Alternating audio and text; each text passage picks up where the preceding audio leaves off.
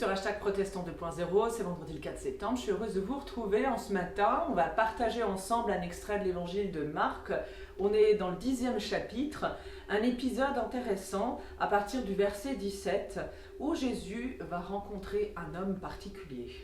Jésus se mettait en route et un homme vint en courant. Il se jeta à genoux devant lui et lui demanda « Bon maître, que dois-je faire pour obtenir la vie éternelle ?» Jésus lui dit « Pourquoi m'appelles-tu bon ? Personne n'est bon, à part Dieu seul. Tu connais les commandements, ne commets pas de meurtre, ne commets pas d'adultère, ne vole pas, ne prononce pas de faux témoignages contre quelqu'un, ne prends rien aux autres par tromperie, respecte ton père et ta mère. » L'homme lui répondit alors « Maître, j'ai obéi à tous ces commandements depuis ma jeunesse. » Jésus le regarda avec amour et lui dit « Il te manque une chose, va vendre tout ce que tu as, donne l'argent aux pauvres, alors tu auras des richesses dans le ciel. Puis viens et suis-moi. » Mais quand l'homme entendit cela, il prit un air sombre. Il s'en alla tout triste parce qu'il avait de grands biens. Jésus regarda ses disciples qui l'entouraient et il leur dit qu'il est difficile aux riches d'entrer dans le royaume de Dieu. Les disciples furent troublés par ces paroles. Mais Jésus leur dit encore « Mes enfants, qu'il est difficile d'entrer dans le royaume de Dieu.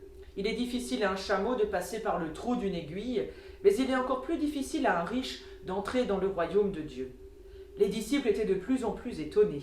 Ils se demandèrent les uns aux autres « Mais qui donc peut être sauvé ?»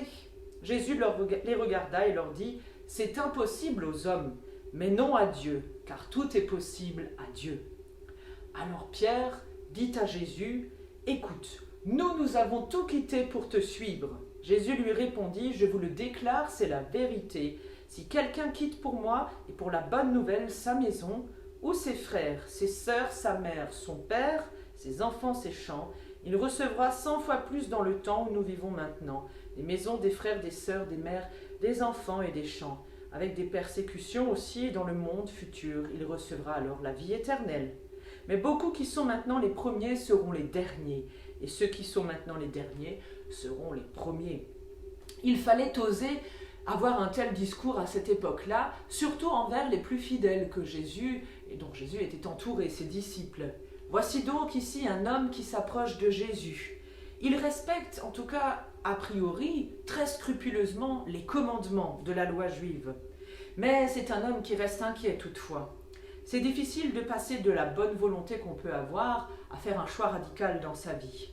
Par nos propres forces, nous pouvons le comprendre, nous ne pouvons pas tout accomplir et en tant que chrétiens, on ne peut pas tout faire. Nous avons besoin de la force de Dieu pour vivre et agir. Mais en acceptant que nous ne pouvons pas tout, que nous sommes aussi imparfaits, que nous sommes fragiles, eh bien nous permettons alors à Dieu d'entrer et d'agir en nous. C'est cela, nous dit Jésus, être finalement sauvé. Entrer dans le royaume de Dieu, accepter de n'être qu'un humain, mais accepter d'être enfant de Dieu, entre ses mains. Et je vous invite à la prière pour ce vendredi. Il va nous ouvrir un super week-end, je l'espère, comme des porteurs de confiance avec cette prière de Jean-Claude Noyer. Seigneur, puissent tes paroles si fortes et mystérieuses nous aider à reprendre un nouvel élan afin de poursuivre le chemin encore et toujours, plutôt que de nous laisser habiter par l'inquiétude.